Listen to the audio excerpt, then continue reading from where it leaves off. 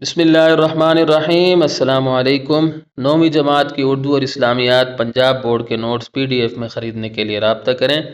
What's app اور mobile number 0321 2280 942۔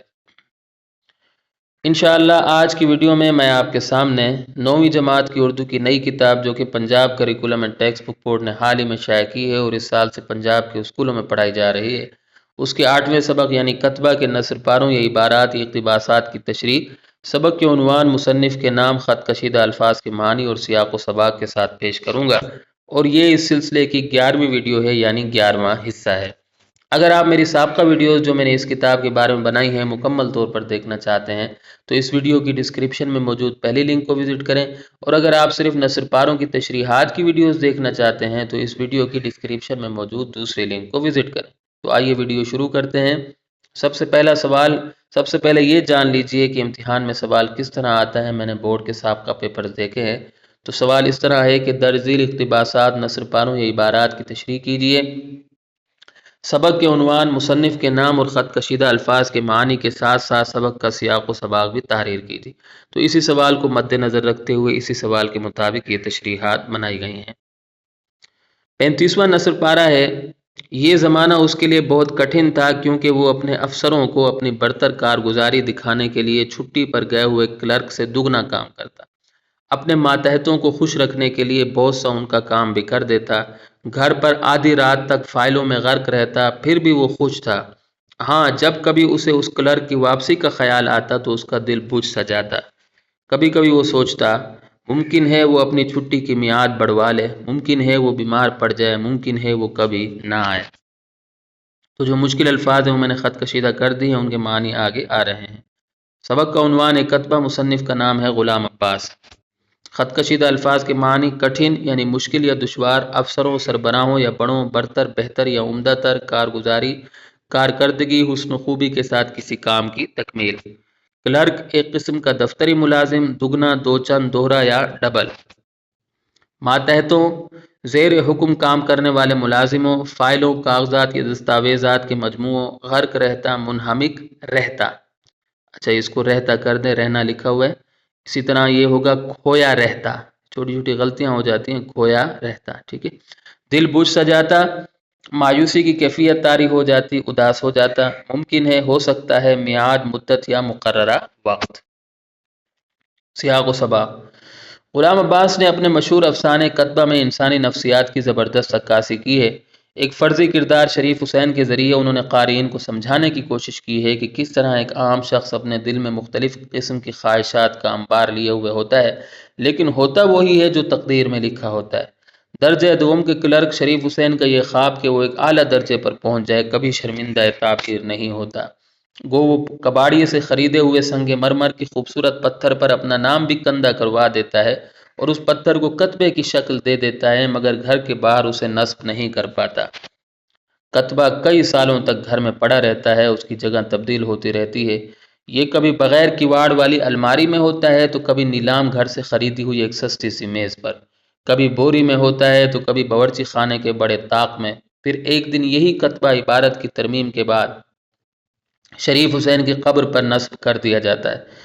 گویا جو خواہش شریف حسین کی زندگی میں پوری نہیں ہو پاتی، مرنے کے بعد پوری ہو جاتی ہے۔ تقدیر جیت جاتی ہے اور شریف حسین کی خواہشیں ہار جاتی ہیں۔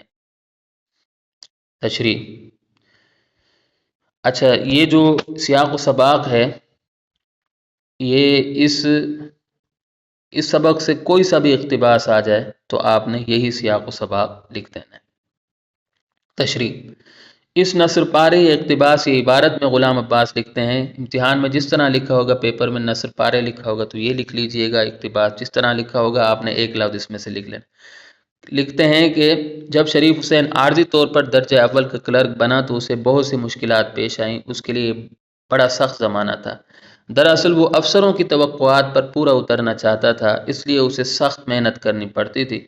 اپنی کارکردگی کو چھٹی پر گئے ہوئے کلرک سے بہتر ثابت کرنے کے لیے اسے دوہرا کام کرنا پڑتا تھا۔ اس سے بھی بڑھ کر یہ کہ جو لوگ اس کی زیر سرپرستی کام کرتے تھے وہ ان کے بھی کام کر دیتا تاکہ وہ بھی خوش ہو جائیں۔ وہ یہ بھول چکا تھا کہ ہر ایک کی راضی خوشی ممکن نہیں۔ افسانہ نگار مزید تحریر کرتے ہیں کہ یوں محسوس ہوتا تھا کہ پہلے درجے کا کلرک بنتے ہی شریف حسین پر کام کرنے کا بھوت سوار ہو گیا تھا۔ وہ نہ صرف دفتروں میں خوب کام کرتا تھا بلکہ بچا ہوا کام گھر لے جاتا تھا، آدھی رات تک فائلوں میں منہمک رہتا تھا۔ اتنا کام کرنے کے باوجود بھی وہ خوش تھا کیونکہ وہ کسی نہ کسی طرح درجہ اول کا کلرک بن گیا تھا۔ اس بات کی خوشی اسے سخت محنت کرنے پر آمادہ کرتی تھی۔ اس خوشی کی وجہ سے وہ اتنا سارا کام کرنے کے باوجود بھی نہیں تھکتا تھا۔ مصنف مزید تحریر کرتے ہیں کہ کبھی کبھی شریف حسین کا دل اس وقت اداس ہو جاتا تھا جب اسے درجہ اول کے کلرک کے واپس آنے کا خیال آتا تھا۔ اس پر مایوسی طاری ہو جاتی تھی۔ مشہور کہاوت ہے، امید پر دنیا قائم ہے۔ لہذا جب شریف حسین کبھی کبھی اداس ہوتا تھا تو کبھی کبھی پر امید بھی ہو جاتا تھا۔ وہ اکثر سوچتا تھا کہ ایسا بھی ہو سکتا ہے کہ پہلے درجے کا کلرک اپنی چھٹی کی مدت بڑھوا لے، اس طرح مجھے درجہ اول کے کلرک کی حیثیت سے مزید کام کرنے کا موقع مل جائے گا۔ یہ بھی ممکن ہے کہ وہ بیمار ہو جائے۔ ایسا بھی ہو سکتا ہے کہ وہ کبھی نہ آئے اور مجھے ریٹائرمنٹ تک درجہ اول کے کلرک کا عہدہ مل جائے۔ 36واں نثر پارہ ہے، مگر جب 3 مہینے گزرے تو نہ اس کلرک کی چھٹی کی میعاد تو نہ اس کلرک نے چھٹی کی میعاد ہی بڑھوائی اور نہ بیمار ہی پڑا۔ البتہ شریف حسین کو اپنی جگہ پر آ جانا پڑا۔ اس کے بعد جو دن گزرے وہ اس کے لیے بڑی مایوسی اور افسردگی کے تھے۔ تھوڑی سی خوشحالی کی جھلک دیکھ لینے کے بعد اب اسے اپنی حالت پہلے سے بھی زیادہ ابتر معلوم ہونے لگی تھی۔ مشکل الفاظ خط کشیدہ کر دیے ہیں، ان کے معنی آگے آ رہے ہیں۔ سبق کا عنوان کتبہ، مصنف کا نام غلام عباس۔ خط کشیدہ الفاظ کے معنی: کلرک ایک قسم کا دفتری ملازم، میعاد، مدت یا مقررہ وقت، مایوسی، نا امیدی، افسردگی، اداسی، خوشحالی، آسودگی، دولت و سکون کی حالت، جھلک، روشنی یا عکس، ابتر، خستہ یا تباہ و برباد۔ اس نثر پارے یا اقتباس عبارت میں غلام عباس لکھتے ہیں کہ جب 3 مہینے گزرے تو شریف حسین کی تمام امیدوں پر پانی پھر گیا، کیونکہ درجہ اول کا کلرک چھٹی کی مدت پوری کرنے کے بعد واپس آ گیا۔ شریف حسین کے جھوٹے اندازوں کے برعکس نہ اس نے اپنی چھٹی کی میعاد بڑھوائی اور نہ وہ بیمار ہوا۔ اس کے آنے کے بعد شریف حسین کی وہ ٹھاٹ باٹ نہ رہی جو پچھلے 3 مہینوں میں ہوا کرتی تھی۔ وہ ایک بار پھر درجہ دوم کی کلرک کی حیثیت سے کام کرنے لگا۔ کسی نے کیا خوب کہا، مایوسی انسان کو کمزور کر دیتی ہے۔ جب شریف حسین دوبارہ درجہ دوم کے کلرک کے طور پر کام کرنے لگا تو در حقیقت اس کے لیے نا امیدی، مایوسی اور اداسی کے دن شروع ہو گئے۔ خوشحالی کے بعد بدحالی انسان کو توڑ کر رکھ دیتی ہے۔ شریف حسین کی زندگی میں خوشحالی عارضی مدت کے لیے آئی تھی، اس کے بعد کی حالت بھی اتنی بری نہیں تھی۔ پھر بھی شریف حسین انتہائی اداس رہنے لگا۔ اسے یوں محسوس ہوتا تھا جیسے وہ انتہائی بلندی سے انتہائی پستی میں آ گرا ہو۔ اسے اپنی زندگی اور حالات پہلے سے بھی زیادہ خراب دکھائی دینے لگے تھے۔ 37واں نثر پارہ ہے، اس کا جی کام میں مطلق نہ لگتا تھا۔ مزاج میں آلکس اور حرکت میں سستی سی پیدا ہونے لگی۔ ہر وقت بیزار بیزار سا رہتا، نہ کبھی ہنستا نہ کسی سے بولتا چالتا۔ مگر یہ کیفیت چند دن سے زیادہ نہ رہی۔ افسروں کے تیور جلد ہی اسے راہ راست پر لے آئے۔ مشکل الفاظ میں نے خط کشیدہ کر دیے ہیں، ان کے معنی آگے آ رہے ہیں۔ سبق کا عنوان ہے کتبہ، مصنف کا نام ہے غلام عباس۔ جی یعنی دل، من یا طبیعت، مطلق، بالکل یا قطعی۔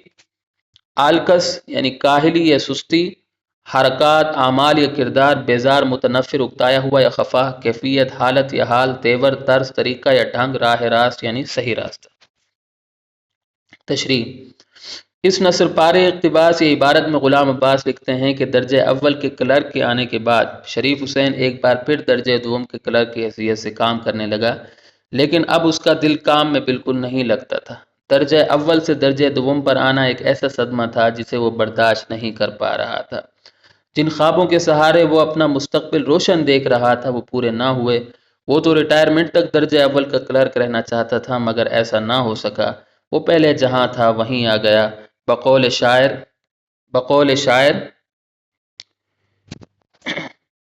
مایوسیوں نے چھین لیے دل کے ولولے۔ افسانہ نویس مزید تحریر کرتے ہیں کہ جب شریف حسین دوبارہ اپنے عہدے پر آیا تو کام میں انتہائی سستی دکھانے لگا۔ اب اس کی کارکردگی میں وہ چستی نہ رہی جو پچھلے 3 مہینوں میں اس کے ماتحتوں اور افسروں کو نظر آتی تھی۔ وہ ہر وقت خفا اور بیزار سا رہنے لگا، اس کی شوخی سنجیدگی میں بدل گئی، اب وہ بولنے سے زیادہ خاموشی کو ترجیح دیتا تھا۔ مگر حقیقت یہ ہے کہ انسان ایک ہی حالت میں نہیں رہ سکتا۔ کچھ دن تک تو اس پر سستی اور بیزاری کی کیفیت طاری رہی، پھر یہ حالت تبدیل ہو گئی۔ افسروں کی ڈانٹ ڈپٹ نے اس کی بد مزاجی کو خوش مزاجی میں بدل دیا۔ وہ بہت جلد اسی راستے پر آ گیا جس پر اسے ہونا چاہیے تھا۔ تو یہاں آ کر ہماری ویڈیو اختتام کو پہنچتی ہے۔ چھوٹی چھوٹی غلطیوں پر میں آپ سے معذرت خواہ ہوں۔ امید ہے کہ آپ کو میری یہ کاوش پسند آئی ہوگی۔ اگلی ویڈیو تک کے لیے مجھے اجازت دیں۔